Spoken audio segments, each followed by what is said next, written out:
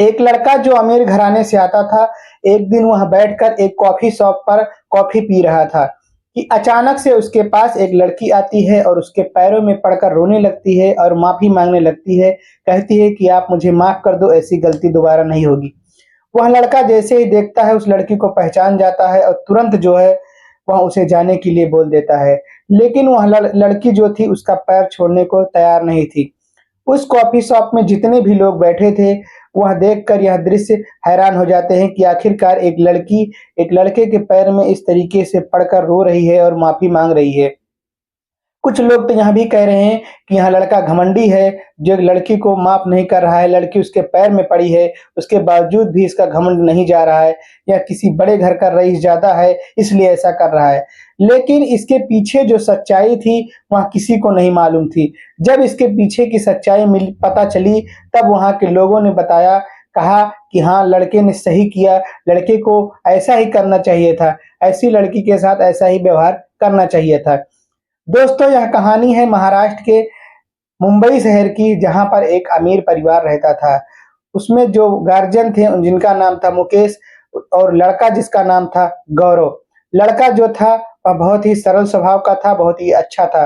गौरव जो था वह घर में इकलौता था, इसलिए उसकी जो है मान-सम्मान भी काफ़ी थी, घर में सभी लोग उसे मानते थे।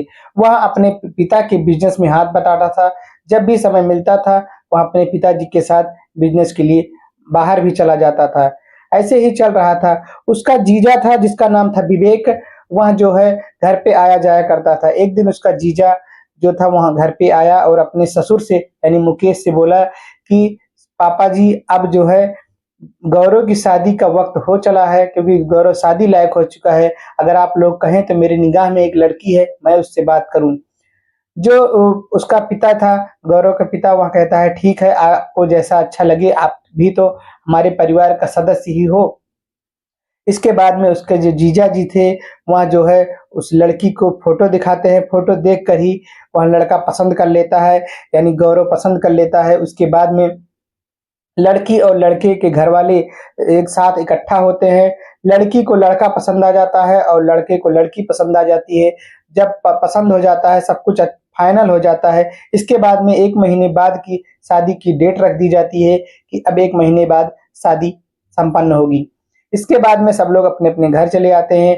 जो लड़का जो गौरव था, इसके जो यार मित्र थे, इससे कहते हैं कि जो है, यार अब तो तुम्हारी शादी तय हो गई है, अब तो पार्टी बनती है, एक पार्टी अच्छी-सी हो जाए। तो वह कहता है ठीक है, चलो हम पार्टी देने के लिए तैयार हैं। उसके बाद में सब लोग मिलकर एक होटल में जाते हैं, वहाँ पर पार्टी सेलिब्रेट करने के लिए पहुँचते हैं।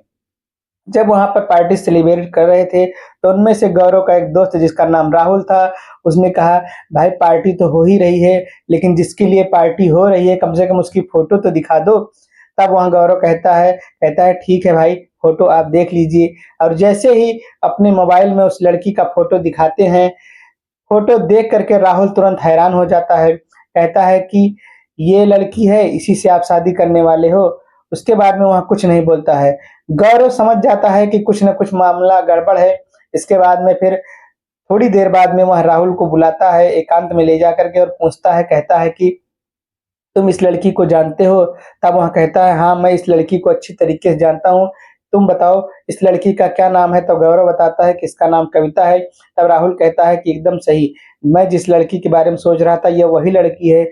यह किसी एक की नहीं हो सकती, यह कई लोगों से प्यार-मोहब्बत करती है और ये शादी का झांसा दे कर के जहाँ पे धन होता है, वहीं पे इसकी शादी तय होती है। इसके घरवाले भी कुछ फ्रॉड टाइप के हैं। और उसके बाद में शादी तुम्हारी संपन्न नहीं हो पाएगी। दहेज प्रथा लगा के या कुछ भी करके तुम्हारे धन ऐंठ लेंगे, उसके बाद में फिर डिवोर्स हो जाएगा।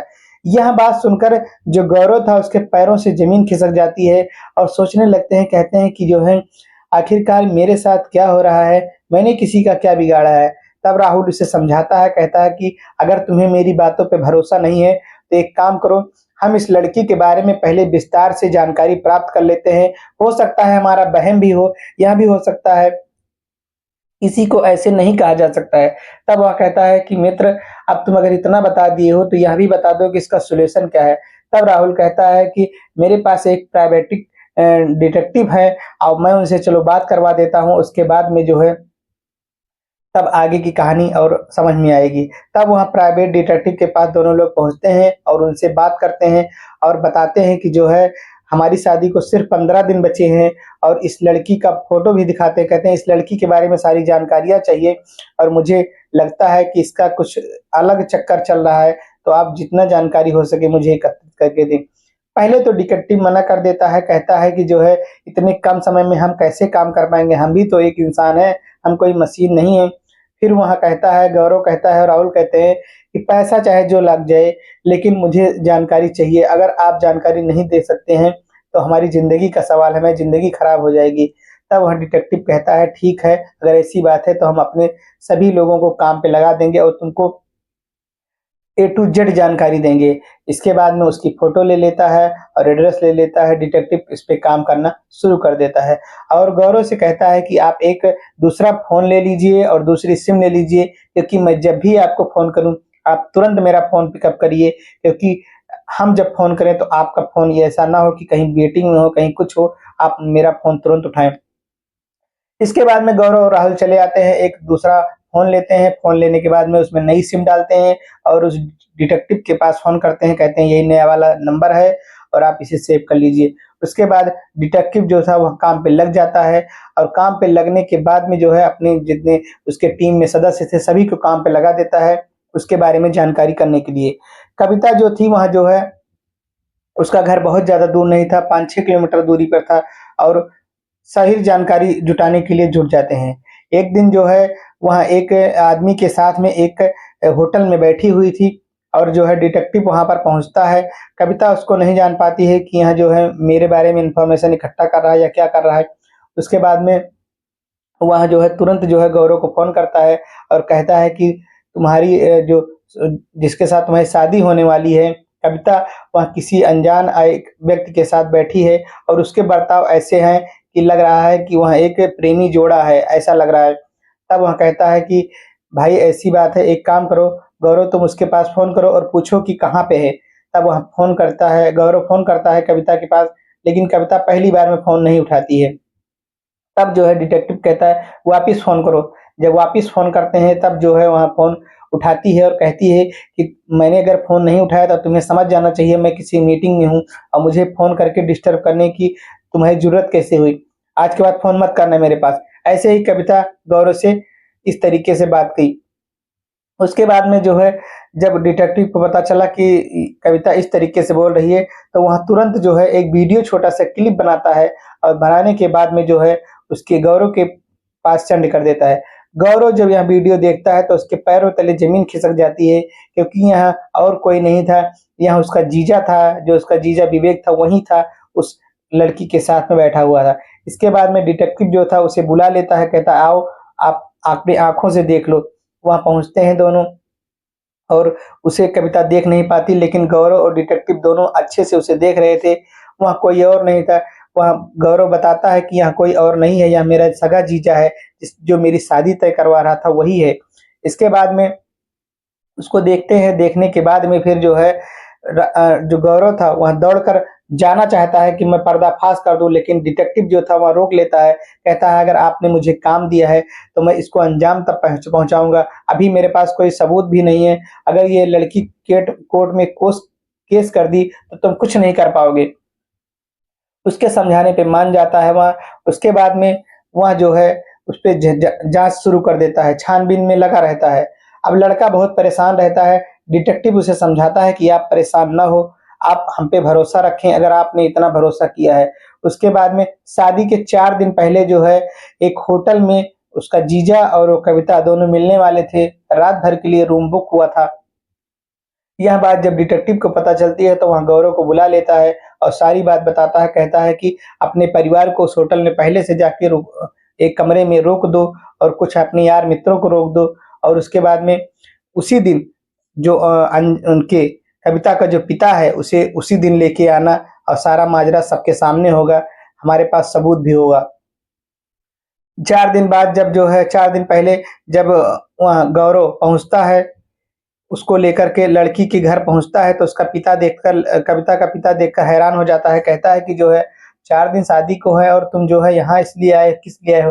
तब वह कहता है कि सरप्राइज़ है, आप एक काम करिए मेरे साथ गाड़ी में चलिए। और अपने घरवालों को पहले ही होटल में लाके रोक दिया था और कहा था कि किसी को कुछ बोलना नहीं है। क्या करने आए हो, कहाँ आए हो, कुछ बताना नहीं है। इसके बाद में लड़की के जो पिताजी थे, उनकी माताजी और उनकी एक बहन थी, सभी को लेकर गौरव कार में आता है, सभी की मोबाइल ले लेता है।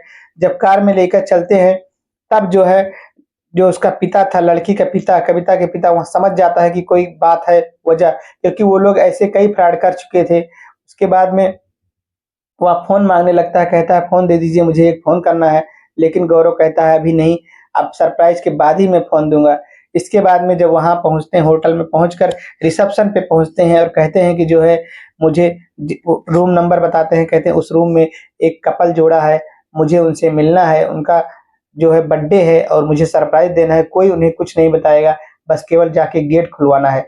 इसके बाद में रात के 1 बजे जो है सारे परिवार, दोनों परिवार इकट्ठा होते हैं और इकट्ठा होने के बाद में उसके यार मित्र जो थे वो भी इकट्ठा होते हैं, जो डिटेक्टिव था वो भी इकट्ठा होता है, सभी लोग इकट्ठा होते हैं और एक जो है होटल का एक मैनेजमेंट जाता है, दरवाज़ा खुलवाता है। जब दरवाज़ा खुलता है तो वहाँ का नज़ारा देख कर के सब लोग भौचक्के रह जाते हैं, क्योंकि आपत्तिजनक हालत में वो उसका जीजा और कविता दोनों पाए गए। और इधर जो डिटेक्टिव था वहाँ कैमरा चालू किया था, अपने जितने भी साथी थे सभी से बोल दिया था कि कैमरा चालू रखना, और सब कैमरे से रिकॉर्डिंग हो रहा था। लेकिन जो लड़की का पिता था वहाँ डिटेक्टिव के हाथ जोड़ता है, कहता है कैमरा बंद करवा दीजिए, हमारी इज़्ज़त का सवाल है। उनके कहने पर डिटेक्टिव कैमरा बंद कर देता है और जो है उसके बाद में जब रंगे हाथ पकड़े जाते हैं सभी लोग, तब वहाँ से उनको लेकर के घर चले जाते हैं और शादी कैंसल हो जाती है। जब शादी कैंसल हो जाती है, तब जो लड़की का पिता था वहाँ जो है दहेज का केस लगा करके उन गौरव के पिताजी के ऊपर और गौरव के ऊपर केस दर्ज कर देता है। कहता है कि दहेज के लिए हमारी बेटी का रिश्ता इन्होंने तोड़ दिया है, शादी कैंसल कर दी है। मामला कोर्ट में जाता है। जब मामला कोर्ट में जाता है, गौरव को यह बात पता लगता है कि हमारे खिलाफ मुकदमा हो चुका है, तो वहाँ तुरंत डिटेक्टिव को बताता है। डिटेक्टिव कहता है घबराने की ज़रूरत नहीं है, मुझे सब पहले से यहाँ पता था। इसके बाद में जो है वह जो है जब कोर्ट में चल रहा था, कार्यवाही चल रही थी, तो वहाँ पहुँचता है। अचानक दोनों वकीलों में बहस हो रही थी और सारा माजरा बताता है कि ऐसे-ऐसे बात है। और जो है उसने सबका कैमरा तो बंद कर दिया था, लेकिन अपना कैमरा चालू रखा था, क्योंकि वह चश्मे में कैमरा फिट किया था। और वही जो वीडियो जज साहब को दिखाता है, तब उनका उन लड़की परिवार का पासा पलट जाता है, क्योंकि वो लोग दहेज की माँग कर रहे थे। दहेज की माँग को लेकर के केस किए थे। उन्हें लगता था कुछ पैसे ऐंठ लेंगे, लेकिन सारा पासा पलट गया। इसके बाद में 420 के केस में जो है पुलिस, जज साहब सज़ा सुना देते हैं और पुलिस उन्हें अंदर कर देती है।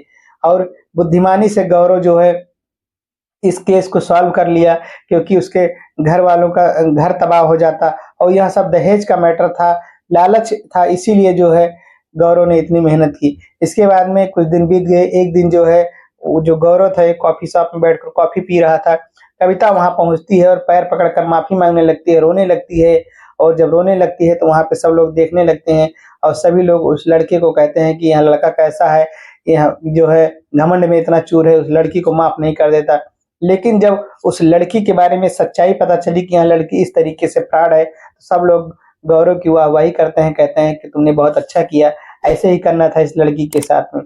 दोस्तों, यह कहानी सुनाने का सिर्फ़ यही इतना उद्देश्य है कि आप लोग सतर्क और जागरूक रहें, आँख मूंद कर किसी पर भरोसा ना करें। आप लोगों को यह कहानी कैसी लगी, हमें कमेंट में ज़रूर बताएँ। अगर आप हमारे चैनल पर नए हैं, तो चैनल को लाइक करिए, शेयर करिए और सब्सक्राइब करिए। धन्यवाद।